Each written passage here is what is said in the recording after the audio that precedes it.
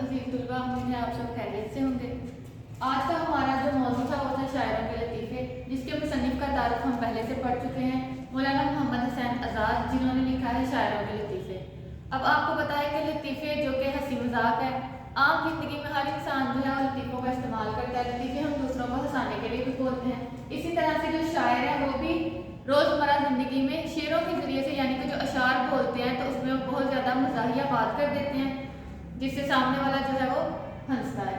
तो हम देखते हैं कि इस जो है सबक में मौलाना मोहम्मद हुसैन आज़ाद ने हमें किस तरह से उन शायरों का जो है वो तारुफ करवाया और किस तरह से उनकी रोज़मर्रा ज़िंदगी से हमें लताइफ जो है उनसे रोशनास करवाया। हम आ जाते हैं अपने पहले लतीफ़े की तरफ। तो पहला, मीर तकी मीर और मिर्ज़ा नफीस होता के कलाम के ऊपर तकरार हो गई दो शख्सों की। दो आदमी जो हैं वो दोनों के कलाम के ऊपर तकरार करते हैं, यानी तकरार हम कहते हैं झगड़े को। ये हमने रीडिंग में पहले ही पढ़ लिया है। इसकी रीडिंग में हम सारा कुछ पहले पढ़ चुके हैं। आपको दोबारा रिमाइंड करवाने के लिए मैं सारा एक दफा रिव्यू कर रही हूँ। अच्छा, मीर तकी मीर और मिर्जा रफीक सौदा के कलाम पर दो शख्सों ने तकरार में टूल खींचा, यानी कि दो आदमी जिनकी तकरार हो गई मिर्जा और मीर के कलाम के ऊपर, दोनों की बातचीत जो है बहस मुबासला लंबा हो गया। दोनों ख्वाजा बासित के मुरीद थे। अब ख्वाजा बासित कौन है? ख्वाजा बासित शाह हुसैन के बेटे थे और शाह हुसैन जो है वो बहुत बड़े सूफी शायर थे।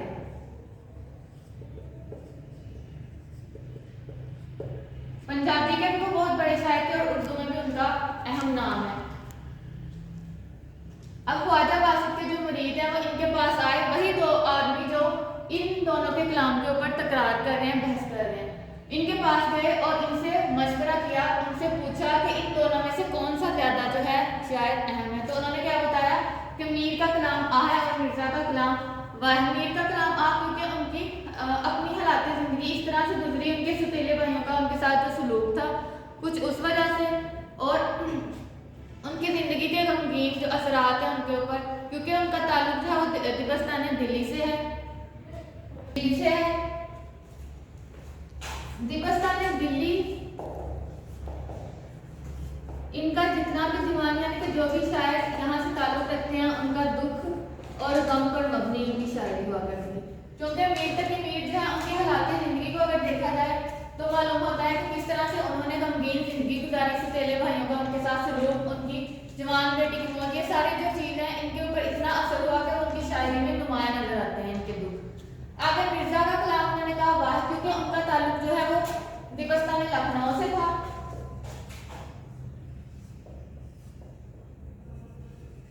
और लखनऊ के जो शायर हैं वो अपनी जुबान और बयान पर बहुत ज्यादा फिक्र करते थे, यानी कि उनकी जो शायरी है वो बहुत ज्यादा लखनऊ की शायरी में रजायत पाई जाती है, जबकि दिबस्तान लखनऊ के जितने भी शायर थे उनकी शायरी में कनूदियत पाई जाती है। कनूदियत जैसा कि हम क्लास में पहले ही पढ़ चुके हैं कि मायूसी जिनकी शायरी में पाई जाती है उनको हम कनूदी शायर कहते हैं।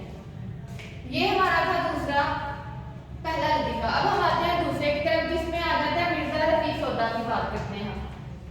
तो मिर्जा रफीक सौदा का एक दिन सौदा मुशायरे में बैठे थे, लोग अपनी अपनी गजलें पढ़ रहे थे। एक शरीफ लाते की 12 से 13 बरस की उम्र थी, उसने गजल पढ़ी, दिल के फोले जल उठे सीने के दाग से, इस घर को आग लग गई घर के चिराग से।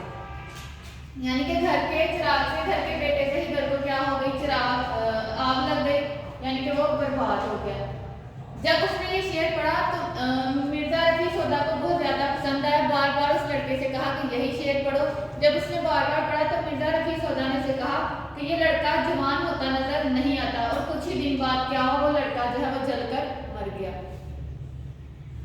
आगे तीसरे लतीफे की तरफ आते हैं। इसमें था एक दिन इंशा और लवान जुरत की मुलाकात को आए। अब जो इंशा और जुरत इनमें भी बड़ा घराना था, क्योंकि जो शायर हैं आपस में मुलाकात करते और ज्यादातर इनकी अदबी मुलाकातें हुआ करती थी। अब जो जुरत है वो नबीना थे, उनको नजर नहीं आता था, वो किसी सोच में डूबे हुए थे। जब इंशा उनके पास आए तो उनको सोच में महू देखकर पूछा कि आप किस सोच में गुम है। तो उन्होंने बताया कि मैंने एक मिसरा जो है वो मेरे ख्याल में आ चुका है, लेकिन अब दूसरा मिसरा जो है वो मेरे जहन में नहीं आ रहा। इंशाअल्लाह खान के इसरार पर उन्होंने एक मिसरा पढ़ा, लेकिन पहले वो मिसरा नहीं पढ़े थे, क्योंकि उनको पता था कि अगर वो एक मिसरा पढ़ेंगे तो इंशाल्लाह क्या करेंगे, ये दूसरा मिसरा फौरन ही पढ़ के उनका शेर जो है वो मुकम्मल कर देंगे। उनके इस्रार पर जब उन्होंने पढ़ा पहला मिसरा यूं था, इस जुल्फ पे भक्ति शबे दुजूर की सूझी।